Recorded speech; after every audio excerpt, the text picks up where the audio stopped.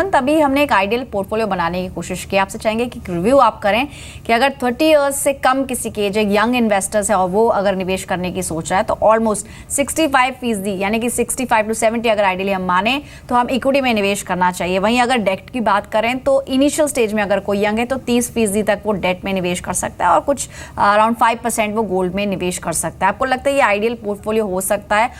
फिलहाल जो इकोनॉमी की स्थिति है, जिस तरह से ब्याज दरें लोअर साइड पर हैं, तो फिक्स्ड इनकम में उतना अच्छा रिटर्न शायद ना मिले और रिस्क लिया जा सकता है। ये पोर्टफोलियो कैसा लग रहा है आपको? देखिए, ब्रॉडली मैं एग्री करता हूँ इस एसेट एलोकेशन से, लेकिन देखिए एसेट एलोकेशन करने के दो तरीके हैं। एक होता है थंब रूल, जो हमेशा लोग कहते हैं कि वो फॉलो करना चाहिए। उसमें थंब रूल ऐसा है कि वो इसमें कहते हैं कि 100 में से आपकी जो एज है वो माइनस कीजिए, जो बाकी है वो आप इक्विटी में डालिए, बाकी डेट में डालिए। मुझे लगता है जो थंब रूल है वो हर इन्वेस्टर के लिए सही नहीं है, क्योंकि अगर आप यंग इन्वेस्टर भी हैं तब भी आपके पर्सनल सर्कमस्टेंसेस के ऊपर डिपेंड करेगा आपकी एसेट एलोकेशन कैसे है। मान लीजिए आपके ऊपर परिवार का रिस्पॉन्सिबिलिटी है, पेरेंट्स की रिस्पॉन्सिबिलिटी है, यंग होते हुए भी शायद आप उतना बड़ा रिस्क ना ले पाएँ। तो मुझे लगता है थंब रूल भी देखें, लेकिन साथ में ये भी देखें कि आपकी पर्सनल सिचुएशन कैसी है। मेरा ये मानना है किसी भी इन्वेस्टर के लिए, स्पेशली जो इन्वेस्टर शुरुआत करना चाहते हैं, उनको एसेट एलोकेशन डिसाइड करने के लिए अगर वो गोल बेस्ड इन्वेस्टमेंट अप्रोच रखें तो एक अच्छा खासा डाइवर्सिफाइड पोर्टफोलियो बन जाएगा। जैसे मैंने पहले कहा, आपकी जो लॉन्ग टर्म की रिक्वायरमेंट है, मान लीजिए आप रिटायरमेंट प्लानिंग के लिए सेव कर रहे हैं, या फिर आप बच्चों की पढ़ाई के लिए सेव कर रहे हैं, या और कोई एसेट खरीदना चाहते हैं लॉन्ग टर्म में, वो जो पैसा है, क्योंकि वहाँ पे आपको इन्फ्लेशन को बीट करना है जी, और क्योंकि लंबा समय आप रिस्क लेने की सिचुएशन में है, तो आप वहाँ पे जो इन्वेस्टमेंट है वो आप कीजिए इक्विटी के अंदर। मीडियम टर्म में जो गोल है उनमें आप हाइब्रिड फंड में जाइए, यानी डेट और इक्विटी का मिक्स है। और जो शॉर्ट टर्म के जो गोल्स हैं वहां पे आप अगर डेट में इन्वेस्ट करें तो देखिए आपने तीनों जो ऑप्शन हैं जो हमने बात की, हमने 30 to 50 इयर्स के एज ब्रैकेट के लिए भी एक पोर्टफोलियो तैयार किया है। इक्विटी इन्वेस्टमेंट, क्योंकि जैसे एज बढ़ेगी थोड़ा कम करके डेट की तरफ शिफ्ट करना होगा, तो लगभग अगर देखा जाए तो 48 to 50% अगर इक्विटी में रखा जाए और लगभग उतना हिस्सा 40% का हिस्सा अगर डेट में निवेश किया जाए, करीब 7% यानी कि एज बढ़ने के साथ गोल्ड में अगर निवेश थोड़ा सा बढ़ाया जाए हेज के तौर पर, और जो ऑल्टरनेट एसेट्स हो सकते हैं, बाकी जो अन्य विकल्प हो सकता है, उसमें लगभग 5% का अगर निवेश किया जाए, तो ये पोर्टफोलियो आपको लगता है ये एक आइडियल पोर्टफोलियो हो सकता है 30 to 50 इयर्स के इन्वेस्टर्स के लिए?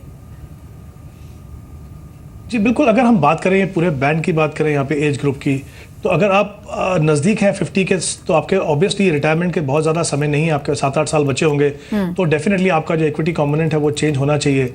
लेकिन अगर आप लोअर बैंड में हैं तो डेफिनेटली आपका जो पोर्टफोलियो थोड़ा बड़ा हो, इक्विटी का एक्सपोजर थोड़ा ज़्यादा हो सकता है। तो सही बात है, जैसे जैसे आप उस स्टेज पे जाते हैं आपका इक्विटी का इनफैक्ट एलोकेशन चेंज होना चाहिए।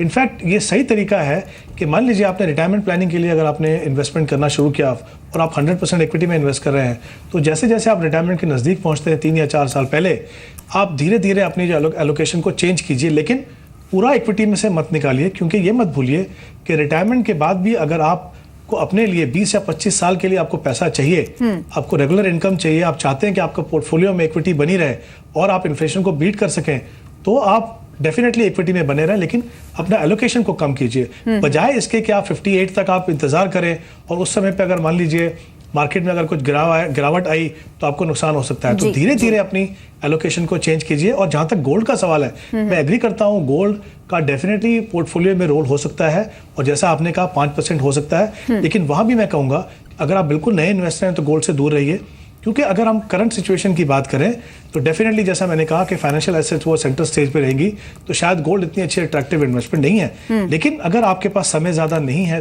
3-4 साल के लिए आपको इन्वेस्ट करना है, आप चाहते हैं कि आपको हेज मिले इन्फ्लेशन के अगेंस्ट, तो डेफिनेटली आप कुछ हिस्सा, जैसा आपने कहा, मैं एग्री करता हूँ, 5% हिस्सा जो है वो गोल्ड में डेफिनेटली आप इन्वेस्ट कर सकते हैं। इनफैक्ट जाते जाते टैक्स प्लानिंग पर भी आपका एक क्विक कमेंट चाहेंगे हेमंत, क्योंकि अब फरवरी आ चुका है और बहुत सारे लोग हैं जो लास्ट मिनट में टैक्स प्लानिंग करते हैं और बहुत सारा एक मुश्त पैसा किसी एक इंस्ट्रूमेंट में डालते हैं। काफ़ी लोग पीपीएफ में एक साथ कोई पैसा डालते हैं या लास्ट मोमेंट में कोई पॉलिसी खरीद लेते हैं ताकि एटीसी का छूट का फायदा वो उठा सकें। उनके लिए क्या एडवाइस रहेगी आपकी? देखिए, मेरी एडवाइस ये रहेगी कि जल्दबाजी में इन्वेस्ट ना करें। हमने काफ़ी बार देखा है, और जैसा आपने बिल्कुल सही कहा, होता क्या है, या तो सारा पैसा जो है इंश्योरेंस की स्कीम में चला जाता है। हमने ऐसे पोर्टफोलियो देखे हैं जहाँ पे हर साल लोग जो है नई पॉलिसी खरीदते हैं, या तो बैंक फिक्स डिपॉजिट में चला जाता है या तो पीपीएफ में चला जाता है। Totally agree. ऐसा नहीं है कि इन इन्वेस्टमेंट ऑप्शंस का आपके पोर्टफोलियो में रोल नहीं है, लेकिन आपको ये देखना है कि क्योंकि आपको टैक्स तो बचेगा, आप जल्दी में भी इन्वेस्ट करेंगे, टैक्स बचेगा, लेकिन जो इन्वेस्टमेंट से सही मायने आपको फायदा होना चाहिए वो नहीं होगा। इसलिए एक इंपॉर्टेंट चीज़ है यहाँ पे सब इन्वेस्टर को ध्यान रखना है। पहली बात तो अगले साल से प्रॉमिस कीजिए कि आप साल की शुरुआत में इन्वेस्टमेंट करना शुरू करेंगे। दूसरे, आपकी जो इन्वेस्टमेंट है टैक्स के लिए, उसको ओवरऑल फाइनेंशियल प्लानिंग का अगर आप हिस्सा बनाएं, मान लीजिए जैसे हम बात कर रहे थे रिटायरमेंट प्लानिंग की, अगर आपको उसके लिए पैसा इन्वेस्ट करना है तो आपके पास बेहतरीन ऑप्शन है इक्विटी लिंक सेविंग स्कीम, जो इक्विटी ओरिएंटेड फंड है, जहाँ पे लॉक इन पीरियड 3 इयर्स का है, जो रिटर्न है वो टैक्स फ्री है, रिटर्न भी ज्यादा मिलता है। अगर आप ईएलएस को अपने अलाइन करें गोल के साथ लॉन्ग टर्म में, तो कोई प्रॉब्लम नहीं है। इनफैक्ट राइट, यानी कि साल की शुरुआत से ही आप अपनी टैक्स प्लानिंग करने शुरू करें। शुक्रिया अयमन, समय की थोड़ी कमी है इसलिए आपको यहीं रोक रहे हैं फिलहाल। इस खास पेशकश में इतना ही।